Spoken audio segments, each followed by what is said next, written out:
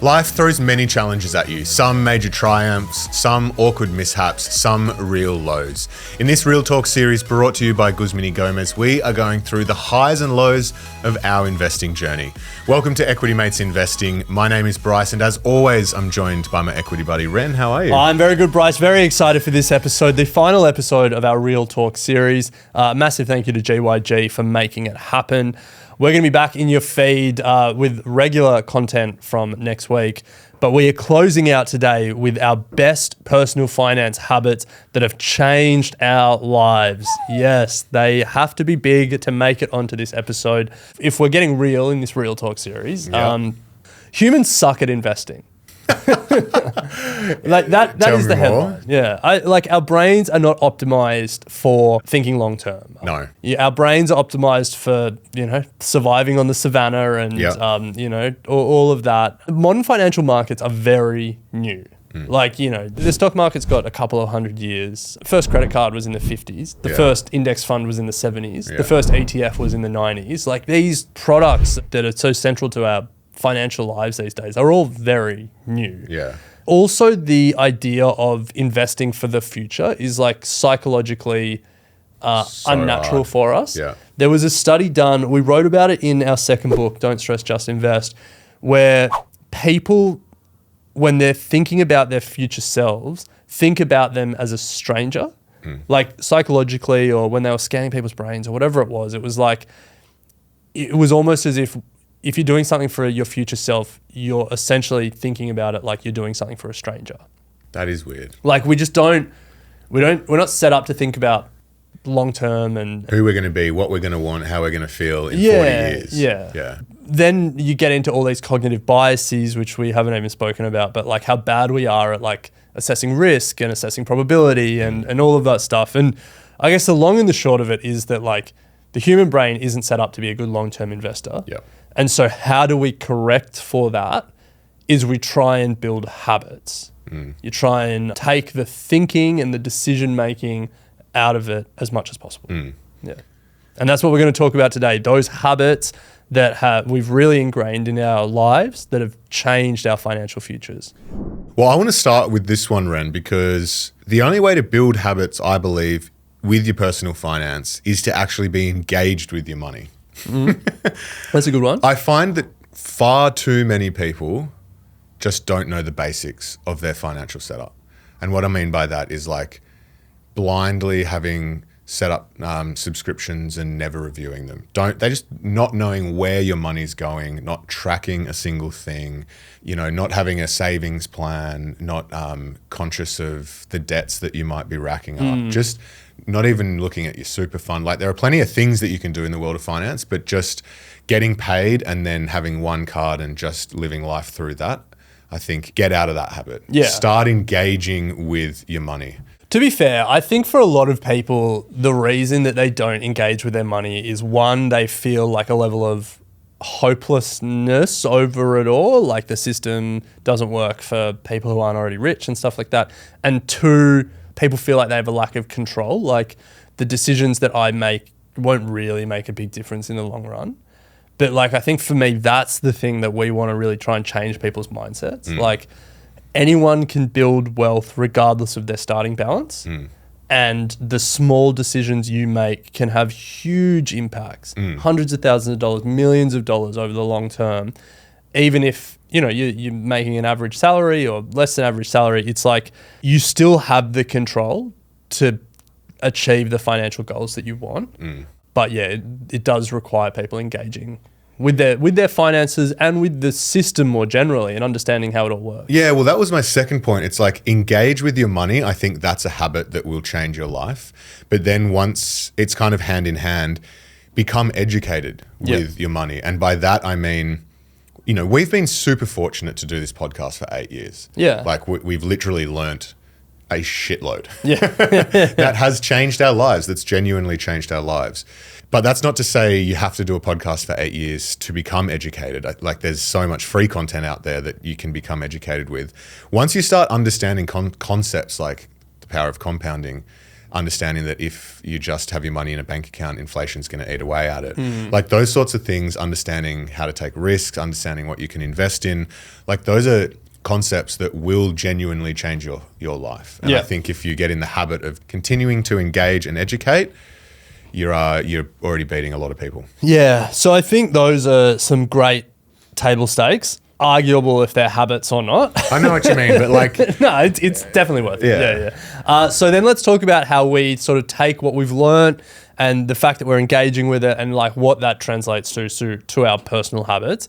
So I'm going to start with one that I imagine we both are going to want to talk about, which is automation. Definitely. Yeah. Yeah. We speak about this a lot, but it is so important. It's so simple, and yet so many people don't do it, which is... These days, every step in your finance setup, I guess, doesn't need to be a habit that you repetitively do.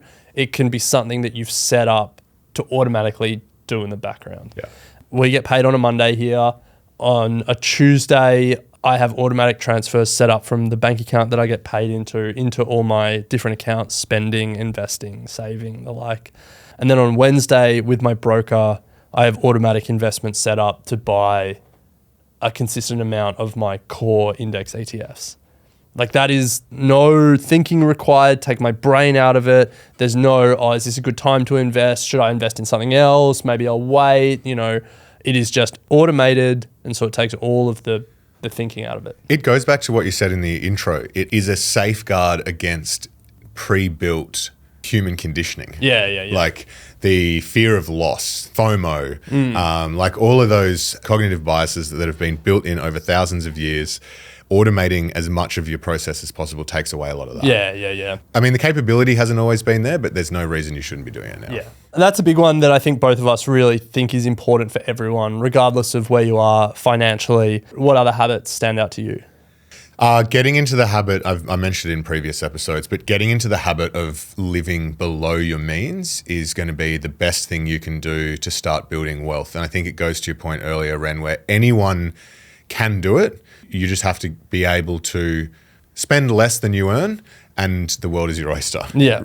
Because if you can spend less than you earn every month, you're going to have something that you can put to work in the market. Yeah. And definitely. then that's all you need to get started, is just something small to get going. So get into the habit of living within your means. And I understand as well, like, let's be honest, there are, you're fresh out of uni, your early day careers, you're living in a capital city. Cost of living is expensive. It doesn't mean that you're going to have heaps of cash left over, but don't get into the habit of relying on, the credit card or paycheck to paycheck. Yeah. In terms of a habit for me, so my sort of money system, I guess, it would be called like a pay myself first system. There's a whole bunch of different ways you can manage your money and budget, and there's no right or wrong answer. But for me, this works where rather than living, the fortnight before I get paid again, and then whatever's left over, I invest. When I get paid, I automatically put money into investments, just because I know that whatever is in an accessible account probably gets spent. Yeah. And so paying yourself first is this idea that whatever your goals are, whatever your financial priorities are, pay them first. So for me, it's investing. So put that money in first before you then figure out spending and all of the rest, and then live off the difference. And that way you're not subject to a big night dragging money out from the account, and then all of a sudden you're not investing that fortnight, Yeah. And that comes down to the automation as well. Like that can happen all without you lifting a single finger. I would say those two things are, they're separate. Like you can have a different way of managing your money and still automate a lot of it. Yeah. But for me, like the combination of paying myself first and automating it all has been the real unlock to just really consistent and quite aggressive amounts of investing. Yeah. In the sense that I try and put like a meaningful amount of money in. Yeah. And then I just try and live on a shoestring. Yeah. Well, Well, you're not a big spender when it comes to it anyway, really. Yeah, I've never been a big spender. Yeah, and I think that's a great starting place to be. Yeah. If you have to work on that to begin with, obviously that's the place to start. But like, you're not fire. in the sense No, of no, living no, on no. white bread and baked beans. Yeah. Yeah, it's funny though, because it's like on one hand I say whatever's in my account I would spend, and then on the other hand I say I'm not a big spender. If there's money accessible, I'll find ways to spend it on I don't even know what. Yeah. But it's not like I'll buy new shoes or new clothes You're or not like buying a watch. I don't I'm not like trying to buy a car or like I don't have big purchases but yeah. Just like day-to-day living. Yeah, just hit the pub. shit. Let's take a quick pause here and thank Guzman y Gomez, who are helping us keep it real as part of this Real Talk series, keeping all of our content free and accessible. Ren, I'm going to close out by giving it back to you this time, because last episode I gave a bit of insight into how I like my burrito. Yeah. You customize yours. You're a big customizer, actually. Oh, you love a little bit here, a little bit there. Less than you. Thank you very much. So for me, it's simple: chicken, brown rice, add sour cream, and then here's the trick. Here's what not enough people are doing: don't add guac. If you add guac, you're a sucker. Add sautéed vegetables, and then you get the guac as part of it. You can't. I'm not going to say you get the guac for free because you pay for the sautéed vegetables. Yeah. But you get much more bang for your buck. And what is the sautéed We're all vegetable? about saving money. It's like sautéed capsicum and onion and a bit of corn. It's good. But 2, it also adds a bit of moisture's probably the wrong word. Juice.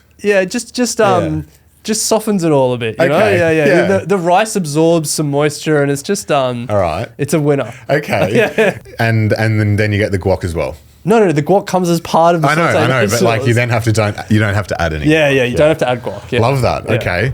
Well, customization is the name of the game at Guzman y Gomez. So you can get in there, add what you want. If it's extra spice, if it's guac with, not guac, if it's sauteed veg with guac, you name it, Guzman y Gomez lets you do it. And you can do it through their app. If you sign up and also use their rewards points system, Gomex, you'll get a free burrito. Yeah, love that. Skip the queue, get it delivered however you want. Eat your way, keep it real, eat a burrito. All right, Ren, let's close out with a few more personal finance habits that have changed our lives. One for me was getting out of the need to rely on consumer debt as soon as possible. Yes. I used credit cards at university and it really was a drag and a suck on my ability to save and invest. I leveraged the opportunity to do balance transfers to then have 12 months interest free to pay off credit cards. I went hard for a year and got that done and have never looked back in terms of consumer debt. I think the sooner you realize how much of a suck it is on your financial foundations, the better. Yeah, but you do use credit cards still. I do use credit cards now. It's that secret sports bet account. Not true. I do use credit cards now, but that's because of everything that we've spoken about, like my financial setup and my management and my emotions. I'm never in debt on those. I'm living below my means. No, you pay it off every month. You are in debt on it. Well, I'm living, but like I'm still living within my means. Yeah. Like a habit for me on consumer debt and credit cards in particular is I just avoid it. And it is always, it's tough because then like we'll go on a golf trip or like, we'll go away or whatever. And all of a sudden, all you guys are paying on points. And it's like, damn it, I don't have any points. And so I always get a bit of jealousy, a bit of FOMO. But I had credit cards back in the day. And I remember getting the Kohl's credit card because you got double points using the Kohl's credit cards on Kohl's shops. Oh, yeah. And then as a Kohl's employee, you also got double points again. So it was like quadruple Flybuys points. And so I was like, oh, hell yeah. But then it was like, I'd be paying it off and then there'd be 1 month where I didn't quite have enough to pay it off. And then all of a sudden there becomes like a snowballing thing. And it never got to a point where it was bad, but it was enough to know that it wasn't good. Yeah. And it was just enough to know that like I'm, whatever it was, like 19% interest on whatever is still way too much for me. So just because I knew that I didn't want to add that complication and so I just avoid credit cards for that reason. Yeah. And get jealous every time people have points. Yeah, fair point. I think it is the right thing to do is to avoid it as much as possible. Yeah. Absolutely. So I've got one more to close it out. And this is how I review my portfolio. So every quarter I do a portfolio review. And I do it in a Google Sheet, and I've got tabs for each previous quarter. You know, there's platforms like ShareSite, which are great, and they just give you real-time performance reporting and everything you need. But I still do this quarterly review because I really like the process of having to systematically work through my accounts and be like, this is what I own, this is how much I've made on it, and like really force myself to reflect on, do I still want to own it? Yeah. I feel like sometimes doing the extra work or making it harder for yourself and doing it makes you think about things more than just checking like, you know, a screen and saying, it all looks all right, keep going. And so I still, like, I'm using ShareSite now. We spoke about that in an earlier episode here. Yeah. But I'm still going to do that quarterly review process to really like have a more granular understanding of exactly what's there. Yeah, I mean, it just comes back to the engagement piece as well. It's just like being engaged. You're going to make better decisions by doing that. Yeah, creating a structure where you're forced to think about the decisions you're making is how I would describe it. Yeah, absolutely.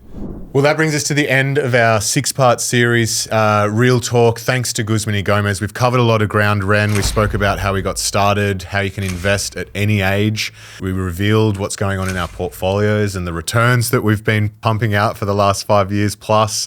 Story behind Equity Mates, some of the best and worst financial advice we've ever heard, and then obviously closing out today with financial habits that have changed our lives. It's been good. It's been great. I think there's been one enduring takeaway from all 6 episodes. 2, actually, I'd say. Okay. Number 1, anyone can get started investing. Number 2, anyone can keep it real and eat a burrito. Love that.